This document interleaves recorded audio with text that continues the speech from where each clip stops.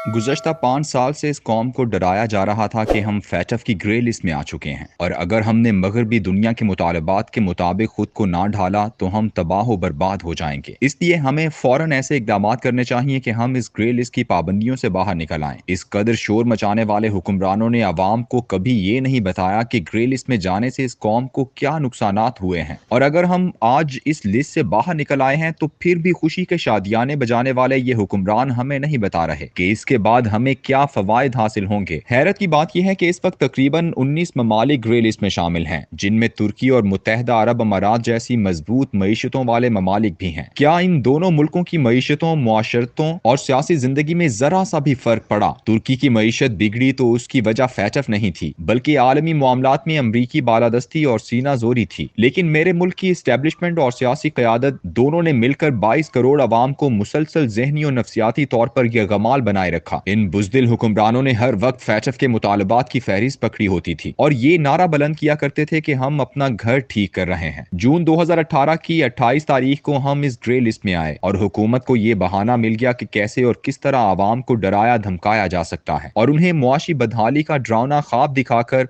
उन पर अपने ऐसे कवानीन नाफिज किए जा सकते हैं जिनके तहत उन्हें कंट्रोल किया जा सके। जैसे ही अहले इक्तदार के हाथ में फैटफ मुतालबात की लिस्ट आई, उन्होंने 8 मार्च 2019 को पहले से कलदम तंजीमों को ज़बानी निशाना बनाते हुए उन्हें ग्रे लिस्ट से निकलने के रास्ते की सबसे बड़ी रुकावट करार दे दिया। एफबीआर, कस्टम, स्टेट बैंक और सिक्योरिटी एंड एक्सचेंज कमीशन ने अपने अपने हथियार तेज किए और लोगों की जाती जिंदगी और मुआशी सरगर्मियों पर निगरानी सख्त कर दी। पार्लियामेंट के जॉइंट सेशन में जिस तरह लातादाद बिल मंजूर किए गए, उसकी नजीर नहीं मिलती। आज पीडीएम की जमातें जो क्रेडिट ले रही हैं, वो इस कानून साजी के खिलाफ बायकॉट कर रही थी। पूरी दुनिया जानती है कि दहशतगर्द के लिए फंडिंग कभी बराह रास्त चैनल मसलन बैंक वगैरह से नहीं होती, लेकिन फैटफ से डराकर तमाम के तमाम कवानीन ही बैंकारी से मुतालिक बनाए गए, जिनका मकसद कारोबारी और सनती लोगों को कंट्रोल करना था। मुद्दतों पाकिस्तान का आलमी सतह पर एक ही मौकिफ था कि हमारा मुंबई धमाकों से कभी कोई ताल्लुक नहीं रहा और लश्कर तैयबा एक ऐसी रिफाही तंजीम है जो कश्मीरी मुहाजिरीन और मुजाहिदीन की मदद करती है। लेकिन हमने 8 जून 2021 को ज़ियाउल हक लखवी को 5 साल सजा सुना दी। बैंकों, प्रॉपर्टी डीलरों, यहाँ तक सुनारों तक को कहा गया कि खातेदारों और खरीदारों की मालूमात फराहम करें। नैब में मनी लॉन्ड्रिंग के हवाले से एक सेल कायम किया गया।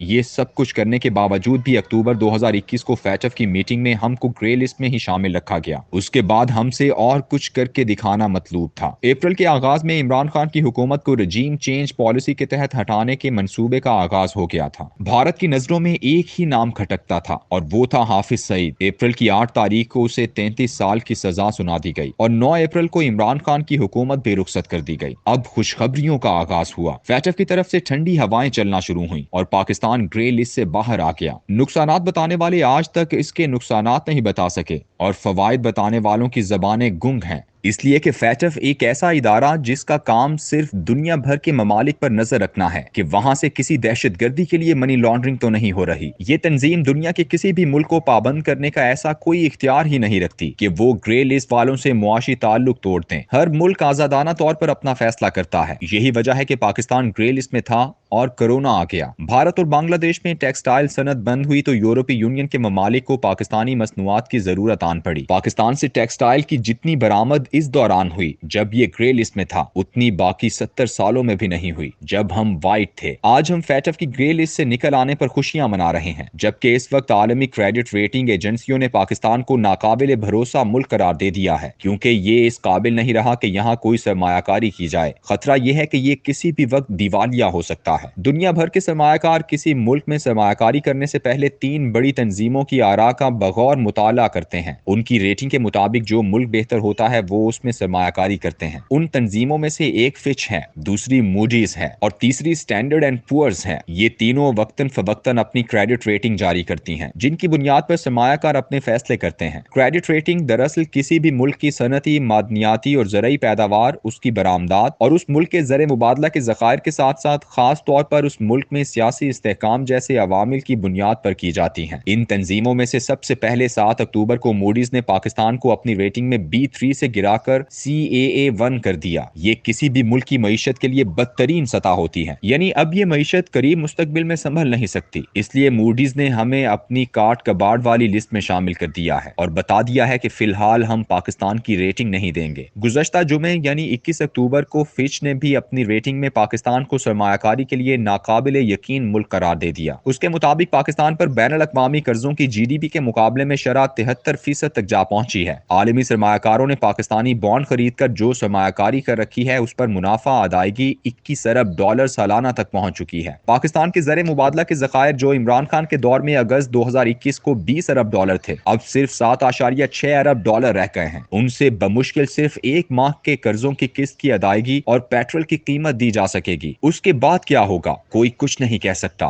یہی نہیں بلکہ پاکستان کے 5 بڑے بینکوں کو بھی ناقابل بھروسہ قرار دیا گیا ہے۔ یہ سب کچھ اس دوران ہوا جب اسحاق ڈار صاحب IMF سے قرض ملنے کی خوشخبری لینے امریکہ گئے ہوئے تھے اور شہباز شریف پاکستان کی FATF کی گرے لسٹ سے نکلنے کو فتح قرار دے رہے تھے۔ دنیا بھر میں ہماری معاشی بربادیوں اور دیوالیہ پن کے چرچے ہیں۔ دنیا بھر کے معاشی تجزیہ نگار اور ماہر جب کبھی غریب ممالک کی تباہی کی وجوہات بیان کرتے ہیں تو ایک وجہ ضرور لکھتے ہیں کہ یہ وہ بدقسمت ملک تھے جن پر ایسے حکمران مسلط ہو گئے تھے جن کا اثاثوں اور اولاد سمیت کچھ بھی اس ملک میں نہیں تھا۔ وہ صرف اپنے ملک میں ایک بریف کیس لے کر آتے تھے اور حکومت کرنے کے بعد اپنا بریف کیس اٹھاتے اور واپس بھاگ جاتے۔ ایسے رہنماؤں کو اپنے ملک کے اجڑنے یا آباد ہونے سے کوئی دلچسپی نہیں ہوتی۔ ان کا تو سارا مفاد ہی ملک سے باہر کسی دوسرے ملک سے وابستہ ہوتا ہے۔